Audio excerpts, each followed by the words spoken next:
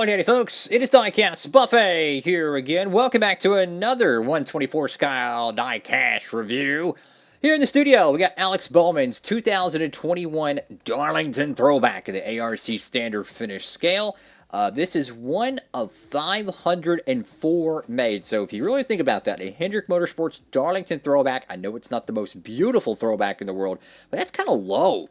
504, to put that in perspective, most truck diecasts are kind of in that 500 range, right? So the box design, we showed this in the diecast haul. It's really cool because you have this textured kind of a weathered box look. I do wish they would have had like an Alex Bowman face, maybe make it black and white, kind of maybe splattered a little bit vintage, you know. I think that would look really cool. But for whatever reason, the hood is actually opened on this diecast. That's interesting. Also, there's no special trinkets in the box, just your return form and the same Lionel Garage deal that still has the same 3 diecasts from 2017. But anyways, you'll take that off. Here's your diecast. We're going to unscrew it from the base, so I'll be right back, and we're going to jump into this diecast review. Alrighty, folks, right out of the good old box and off the base, and here is this very interesting Darlington throwback. So, a lot of people didn't like this throwback because of the color choice. Personally, I like the color choice. I really do.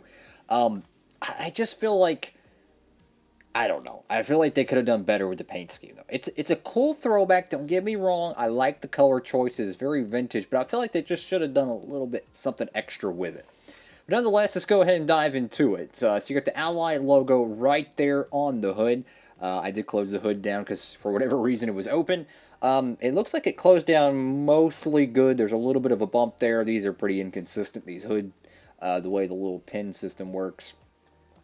When it comes to the factory like that, you are going to get some oopsie-doos, so it happens. You got Bowman right there in the front windscreen, Ally. You got your 48. Now, let's see for the color choice. It's like a pastel, very glossy turquoise, maybe? Something like that. I don't know. I got the 48 Hendrick Motorsports. Got the Sunoco decal. Let's go to the left side of this car. Of course, I did pick this one up from our friends at Circle B Diecast. And hey, I saved on shipping. You can too. Use that promo code DIECASTBUFFET for any orders $30 or more. And you'll take 5 off shipping. Hey, it adds up, especially with some of these 2023 diecast prices, guys. Saving on shipping is more important than ever. So what's really cool about the 124 scale compared to the 164 scale is the extra detail we get on the wheels. I really wish we could get these on the 164, the little thin blue lines. Unfortunately, we don't. We just get the white Goodyear lettering. But those thin blue lines on the wheels, they just, man, that's retro, yo. That is retro. You do have this little pink shark fin there. You got the 48. Obviously, it's the retro font. It's not your traditional Jimmy Johnson font. You got Microsoft. HendrickCars.com, Ally, Valvoline. You got the American ethanol ring. It's a little bit screwed up inside there. You got your Race Win sticker from, I want to say Richmond or Dover. I want to say Richmond.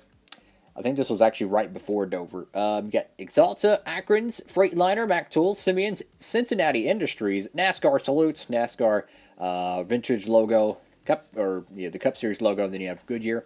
You go to the back end of the car. I like the how they still did this. This was a feature Dale Jr. did in the early COT or 2008 years, and he made the whole back end of his car black, right? And they started doing that on some of the Hendrick cars throughout the year. So it's kind of cool how Bowman kept doing that. I like that.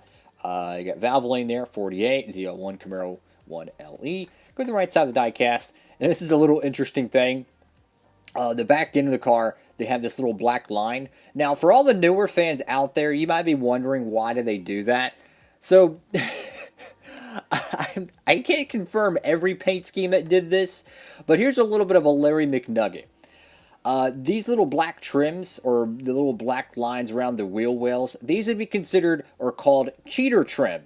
And the reason why is because having a drastic contrast between two different colors around the edges of the car, for whatever reason, makes it a lot harder for their laser inspection system to be able to tell the difference if they modified certain panels. So if they modified right between what both of the colors are, the laser system might not be able to pick it up as much, X, Y, and Z. So that's why in like 2018, 2019, you started seeing a multitude of cars have these random black lines around the car that didn't flow with the paint scheme. What's his face? I think AJ Allmendinger had it in 2018, and I think Ryan Preece in 2019. But you've seen multiple different paint schemes do that. I think their policy kind of restricts that now. Like, you can't just have random, like, just, black lines around the rear of the car, because it really doesn't make any sense. I mean, yes, the back end of the car is black, but you know darn well they're trying to get away with some extra speed there, which, let's just be honest, every team out there is doing so. Go with the roof. I actually like the font. It's retro, it's nice, but it's not the greatest throwback. And the reason why is because I'm a believer in, not that this throwback's bad by any means, but what could we have instead is what I look at it. With Ally, with the purple colors, I mean, my goodness, they could really come up with some great looking paint schemes throughout the years. So, I don't know.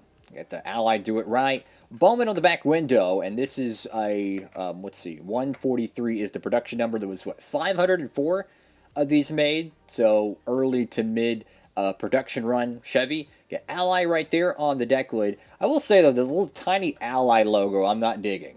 I like the hood logo because it's not trippy and not goofy, but like, you literally got all this real estate. They have all of this real estate, and they pay a fortune to sponsor Bowman, and they put the tiniest little logo known to man. But we gotta move the numbers forward, guys.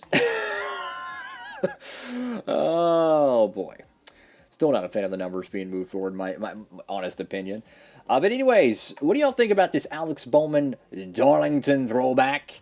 You know, it's not the best throwback, I'll be honest with you. I think Corey LaJoie's 21 throwback was the best one of the year of 2021, because not only was it the number 7 car, the same number that Alan Kwiecki had, they had the same sponsor return, and then, oh, by the way, the car was built in the same shop that Alan Kwiecki built his cars in. For those who don't know, Spire Motorsports had the original shop that Alan Kwiecki had back in the 90s. So it was literally the most original throwback probably ever. The only difference is it was a Chevy and not a Ford, which you can't really control those things half the time. But regardless, this is a really cool throwback, but at the same time, it's a little disappointing. So, kind of on the fence on it, guys. I like the vintage, wild 60s, 50s colors, but just wish we could have got something. Maybe some pinstriping or something would have been kind of cool. Maybe like a little pinstripe, or I don't know, just something to kind of give it some flavor to it. Not just I don't know. Anyways, what do y'all think? Feel free to comment down below. I do notice this has the short spoiler. I don't know if that's accurate to the Darlington race, because they seem to change the rules package every single weekend the past 5 years of the sport. So you really can't even keep up with it, so I don't know if that's accurate or not. I mean, truth be told, if you didn't know this was a 2021 car, you would probably think this is a 2019 Chevy because the spoiler is so short.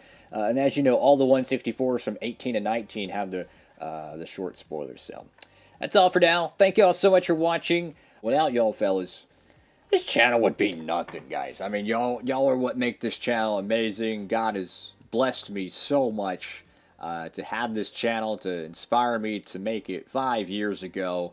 And I just hope it's entertaining enough for y'all, because listening to me talk forever is probably pretty boring. But anyways, that's all for now.